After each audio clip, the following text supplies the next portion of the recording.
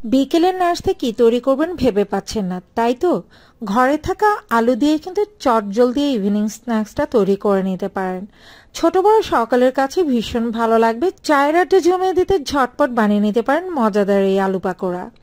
আর আলু পাকোড়াটা তৈরি করার জন্য আমি এখানে 5টা মিডিয়াম সাইজের খোসা ছাড়ানো আলু নিয়েছি। এবার একটা গ্রেটারের সাহায্যে এই আলুগুলোকে গ্রেট করে নিতে হবে। চাইলে আপনারা কিন্তু বটি দিয়ে এটাকে কুচি করে নিতে পারেন। তো আমি গ্রেটার দিয়ে খুব ভালো করে সবগুলো আলুকে গ্রেট করে নিয়েছি। এবার পর্যাপ্ত পরিমাণে পানি দিয়ে 2 থেকে 3 বার এই আলুগুলোকে ধুয়ে নিতে হবে।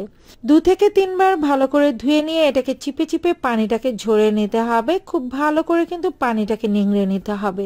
যদি আলুর গায়ে খুব বেশি পানি থেকে যায় তাহলে কিন্তু এই আলু পাকোড়াটা একদমই মুচমুচে হবে না।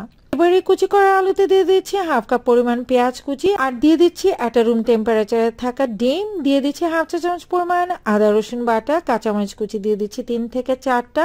এবার আমি এতে দিয়ে দিচ্ছি ম্যাগি স্বাদে মশলা 1 প্যাকেট। চামচে 3 ভাগের 1 ভাগ দিয়ে দিচ্ছি হলুদ গুঁড়ি, চা চামচে 3 ভাগের 1 ভাগ ধনিয়া গুঁড়ি, সেই সাথে দিয়ে দিচ্ছি টালা জিরার গুঁড়ি, চা চামচে 3 ভাগের 1 ভাগ, লালমরিচ গুঁড়ো দিয়ে দিচ্ছি চা চামচে 3 ভাগের 1 ভাগ, আর দিয়ে দিচ্ছি স্বাদ মতো লবণ।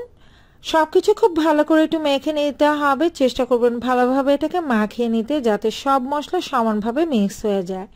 এই পর্যায়ে দিয়ে দিচ্ছি 1/2 কাপ পরিমাণ ময়দা। চাইলে কিন্তু ময়দার পরিবর্তে এখানে আপনারা চালের গুঁড়ো বা বেসনটা ইউজ করতে পারেন। ময়দা দিয়ে আবারও ভালো করে সবকিছু একটু মেখে নিতে হবে। মাখানো প্রায় হয়ে গেছে। এই পর্যায়ে পাকোড়াগুলোকে ভেজে নেওয়ার পালা। ভেজে নেওয়ার জন্য পর্যাপ্ত পরিমাণে তেল নিয়েছি, আর তেলটাও কিন্তু গরম হয়ে গেছে। এ পর্যায়ে আমি অল্প অল্প মিশ্রণ নিয়ে পাকোড়া শেপে দিয়ে দিচ্ছি।